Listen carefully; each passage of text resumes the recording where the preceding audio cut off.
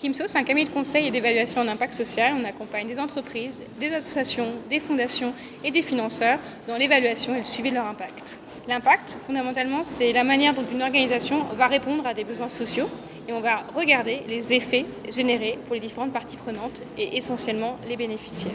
En fait, il y a différentes méthodes. Il y a les méthodes qualitatives, c'est-à-dire qu'on va interviewer des gens, on va faire des groupes de discussion pour faire émerger les effets des actions menées, ou on peut être dans le quantitatif, soit mettre en place des indicateurs, des questionnaires ou des enquêtes à plus grande échelle qui auront des résultats plus statistiques. Concrètement, par exemple, on a travaillé avec plusieurs associations, comme l'Association pour l'amitié, Lazare, Solidarité Nouvelle pour le logement, etc., pour les accompagner dans leur démarche d'évaluation. La première question, c'est quels sont les besoins auxquels l'organisation répond.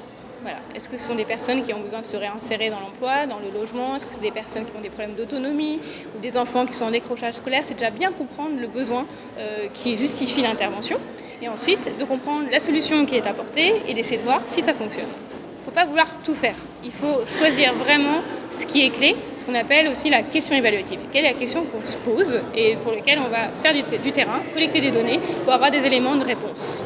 Ça prend un peu de temps, donc ça fait partie de mon travail. C'est moi-même de poser les bonnes questions à l'organisation pour qu'elle fasse émerger son besoin d'études précis.